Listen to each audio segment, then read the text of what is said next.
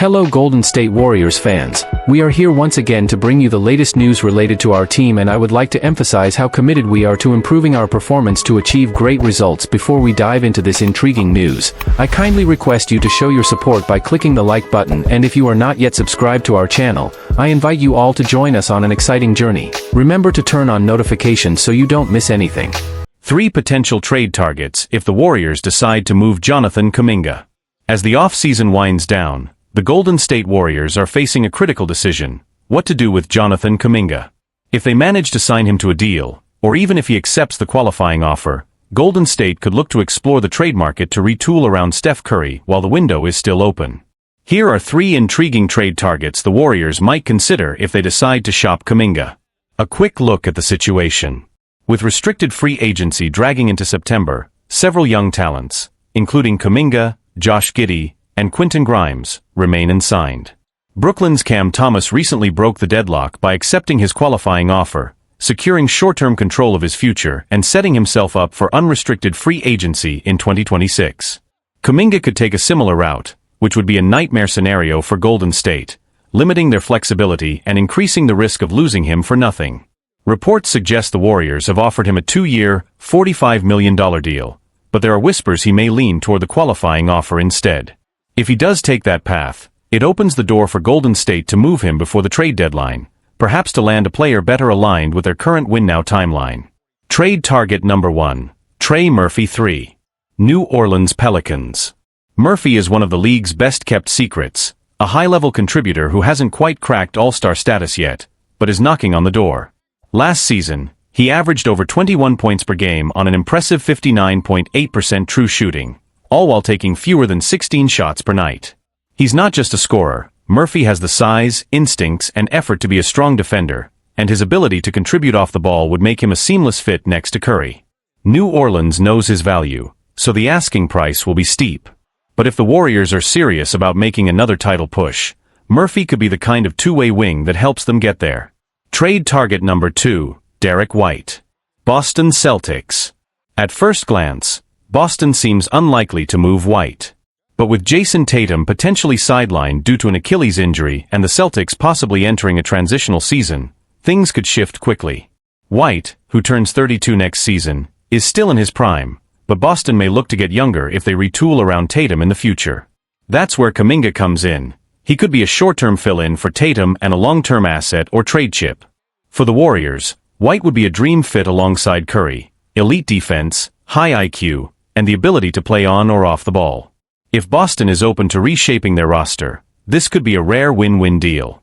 Trade target number 3, Jarrett Allen. Cleveland Cavaliers.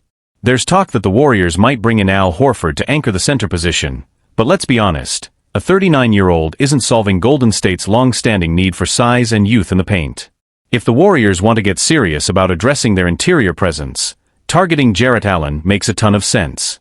He's a proven rim protector, an efficient finisher, and could help reduce the physical toll on Draymond Green. The Cavs would need to underperform for this scenario to materialize, but if they decide to pivot, moving Allen would allow them to slide Evan Mobley to center and slot in a versatile wing like Kaminga. Allen's salary jumps to $28 million in 2026-27, so the time to make a move would be sooner rather than later. Final thoughts. Whether or not Kaminga stays with the Warriors, his situation presents a strategic opportunity for Golden State to upgrade their roster. With Steph Curry's championship window narrowing, maximizing every asset is crucial. If Kaminga ends up signing a deal, or even just the qualifying offer, the Warriors might be wise to consider turning potential into proven talent. These 3 targets, Murphy, White, and Allen, each offer a different path forward, but all align with the Warriors' ultimate goal: getting back to the top of the NBA. What's happening now? As we move deeper into September, the standoff between Jonathan Kaminga and the Golden State Warriors is becoming one of the most closely watched storylines in the NBA offseason.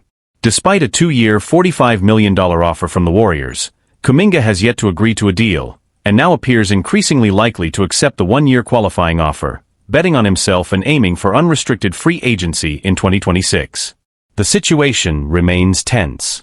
Sources around the league suggest that Kaminga is frustrated with his role in Golden State, feeling that his development has been inconsistent and his value underappreciated.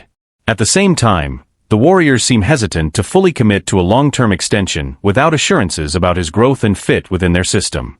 Both sides are exploring creative structures, such as shorter deals with player options, but no agreement has been reached. Growing pressure on both sides. The uncertainty is starting to impact Golden State's broader off-season strategy. Without clarity on Kaminga's future, the front office has held off on additional roster moves. They can't make meaningful trades or finalize their rotation until they know if Kaminga will be part of the picture, or a trade piece. Internally, the tension is evident. While teammates have shown support, there's an undercurrent of concern about how this standoff could affect locker room chemistry. Kaminga has kept a low profile lately, even limiting interaction on social media, which some view as a sign of mounting frustration. Head coach Steve Kerr has acknowledged the challenge of integrating Kaminga fully into the system, especially as the team tries to remain competitive in the twilight of Stephen Curry's prime. It's a delicate balance between developing young talent and maximizing every season they have left with their veteran core. Trade rumors continue to swirl. If Kaminga does accept the qualifying offer, the Warriors will still have the ability to trade him before the deadline, and rumors suggest they're preparing for that possibility. Several teams have shown interest, and potential trade packages are already being discussed behind the scenes. Among the names linked to Golden State as potential targets, Trey Murphy III, still considered one of the best fits. His shooting, defensive versatility, and ability to play off the ball would complement Curry perfectly.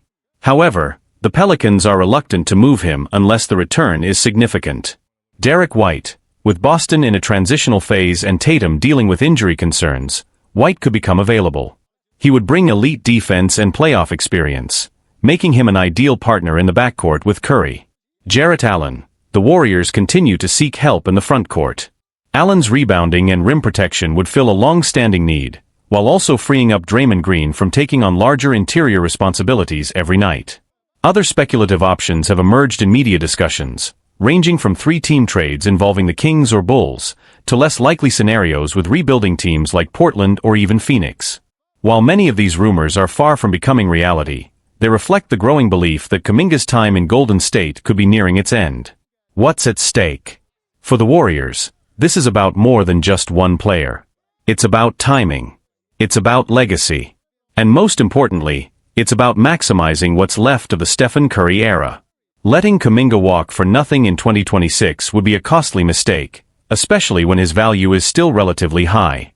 But trading him too early, or for the wrong return, could also set the franchise back years. This situation demands clarity and decisiveness. Whether the Warriors decide to recommit to Kaminga as part of their future, or use him to acquire a more proven piece, the next few weeks could define not just this season, but the next chapter of the Golden State dynasty. Warriors free agent target expected to sign with Timberwolves.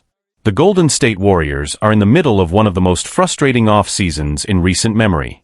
As we enter the first week of September, they stand alone as the only team in the NBA yet to add a single player via trade or free agency. Much of this delay stems from their ongoing contract standoff with restricted free agent Jonathan Kaminga. The two sides remain far apart on a potential deal, and the uncertainty is clearly holding up the Warriors' ability to move forward in free agency. According to reports, Golden State has a handful of signings essentially lined up, but everything is on pause until the Kaminga situation is resolved. Warriors free agency wishlist.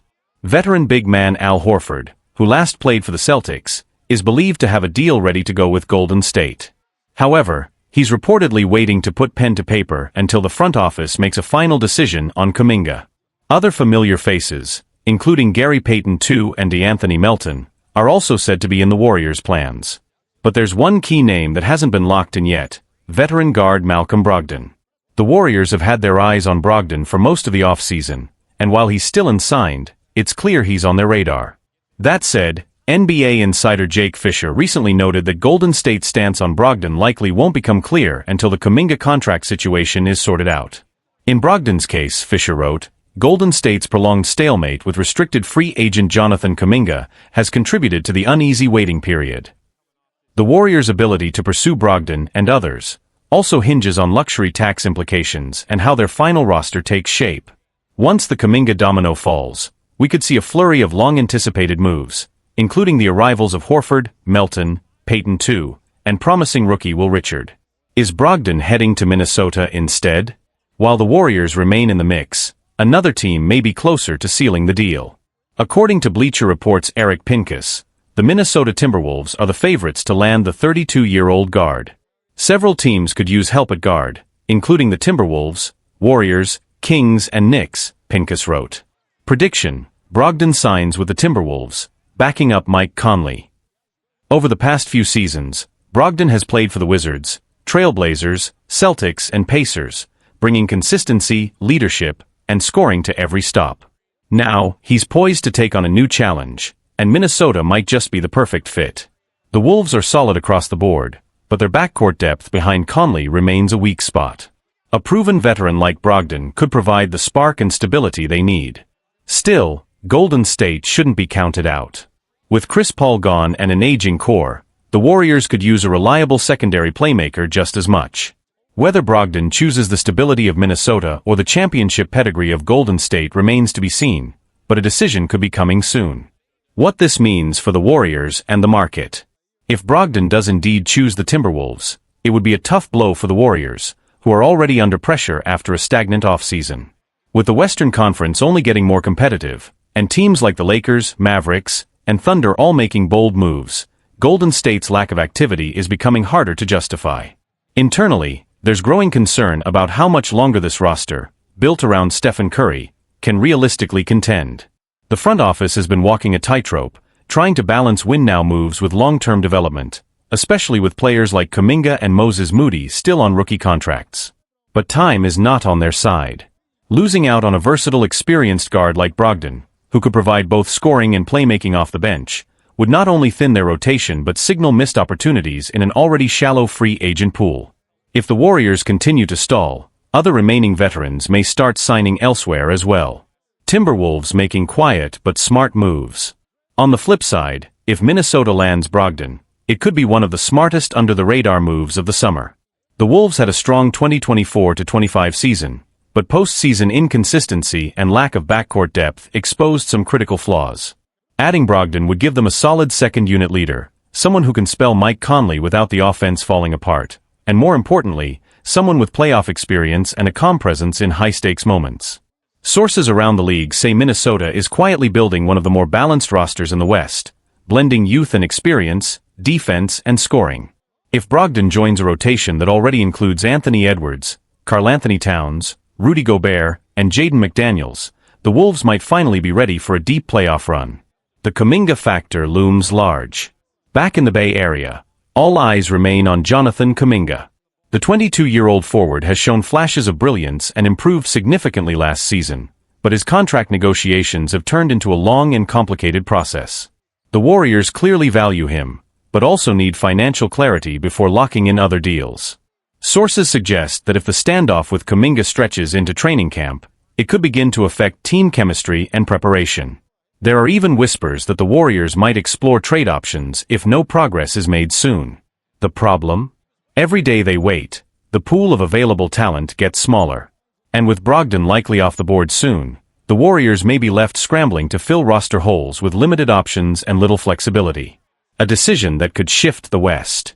Whether Brogdon ends up in Minnesota, Golden State, or makes a surprise move elsewhere, his decision is shaping up to be more impactful than expected. He's not a superstar, but in a tightly packed Western Conference, one steady veteran can be the difference between a first-round exit and a conference finals run. For now, the ball is in the Warriors' court, and their next move, or lack thereof, will speak volumes about the direction this team is truly heading. Klay Thompson shows love to Draymond Green, and he makes a strong case.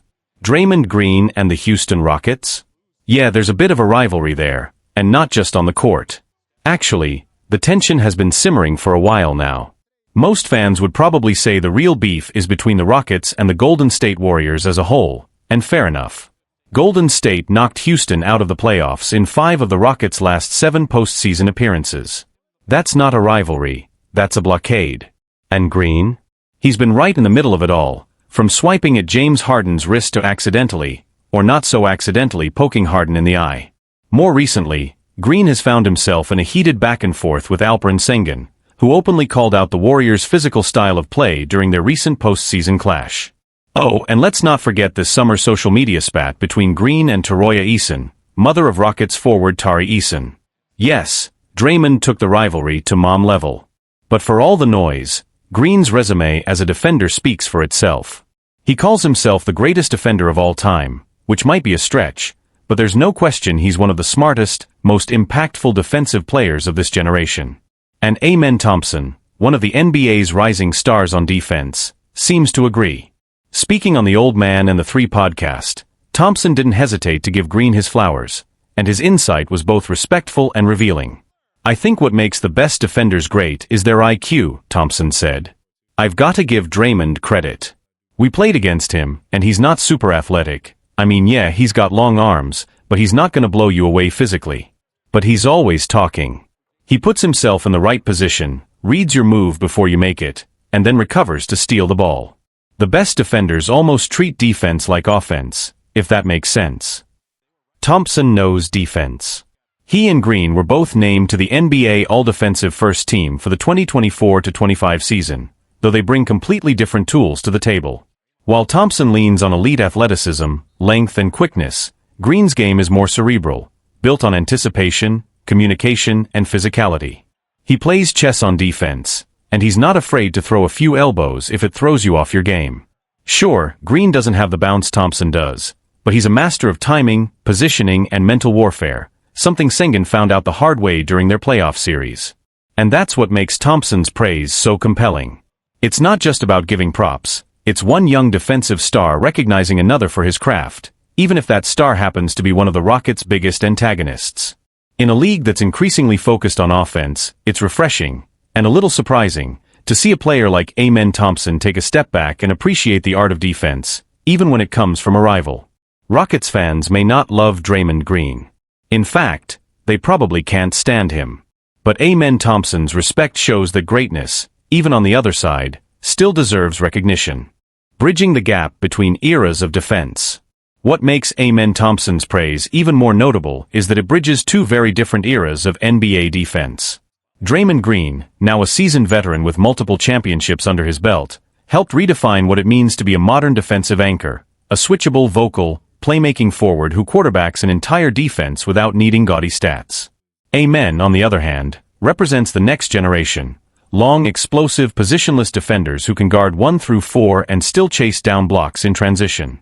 His admiration for Green suggests that, despite the generational gap, there's a shared understanding and appreciation for the cerebral side of defense. In a way, it's a passing of the torch. And that's not just symbolic, it could have real on-court implications. What this means for the Rockets' identity. The Houston Rockets, under head coach Ime Udoka, are quickly crafting a new identity. Gone are the days of shootouts and zero defense lineups. This new Rockets team is gritty, physical, and defense-first, and Klay Thompson is right at the heart of that transformation. Pairing Thompson with Alperen Sengun, who's improved defensively, Tari Eason, Dylan Brooks, and Fred VanVleet has created a young core that's starting to make noise for all the right reasons. They're aggressive. They talk trash. And now they're earning respect, not just from fans, but from rivals. Thompson's comments about Green also subtly reinforce the Rockets' new mindset, that to win in the West, you've got to respect the best, and then figure out how to beat them at their own game. Draymond's influence echoes, whether you like him or not. Love him or hate him, Draymond Green's influence is undeniable. He's the guy you want on your team and hate to play against. His legacy is built not just on blocks and steals, but on his mental game, trash talk, positioning, knowing your play before you do. And even though his antics often dominate the headlines, it's moments like this, when a young up-and-comer like Thompson takes a moment to appreciate the mastery beneath the chaos, that remind us just how influential Green has been. Green hasn't responded publicly to Klay's comments, yet, but don't be surprised if he does. He's not one to ignore compliments, especially when they come from someone who might be guarding him in a playoff series down the line. Looking ahead, Rockets versus Warriors heating up again? With the Warriors facing uncertainty about their aging core and the Rockets surging with young talent and defensive swagger, the stage might just be set for a new chapter in this simmering rivalry. Imagine a playoff series where Draymond Green and Klay Thompson go head-to-head, two defensive masterminds, one a battle-tested vet, the other a rising star, both trying to outthink and outmaneuver each other. Add in Sengun, Eason, and the rest of the Rockets' young dogs, and suddenly you've got a matchup loaded with tension, storylines, and maybe even a little redemption. Whether or not the Rockets and Warriors meet in the postseason, the groundwork for a renewed rivalry is being laid, and it's being built on defense, swagger, and mutual respect. One thing is clear, Klay Thompson may have given Draymond Green his flowers, but come tip-off, he won't hesitate to take them right back. Steph Curry reveals the secret behind his telepathy with Draymond Green. When you think of Steph Curry, you think of greatness. A 4-time NBA champion, 2-time league MVP, finals MVP, and 11-time All-Star, he's one of the most iconic players in the history of the game. But even the greatest need great teammates, and for Curry, one of the most important pieces of his journey has been Draymond Green. Drafted 35th overall by the Warriors in 2012, Draymond has long been the heartbeat of Golden State, the guy Curry calls his enforcer. But more than that, he's been the perfect counterpart to Steph in one of the most dynamic duos the NBA has ever seen. The unique chemistry behind a legendary duo. Fans, and even rival teams, have seen it time and time again, the uncanny connection between Curry and Green. Their chemistry is so strong, it often feels like they're reading each other's minds. While Curry is darting around the court without the ball, Green is orchestrating the offense like a quarterback, finding him at just the right moment. This isn't just strategy, it's synergy. And over the years, it's become a nightmare for defenses. With Draymond often acting as the offensive initiator, Steph's movement off the ball becomes a lethal weapon. It's no surprise the Warriors' offense has been one of the most innovative and effective in the league, largely because of how seamlessly these two work together. Curry opens up in his new book Shot Ready.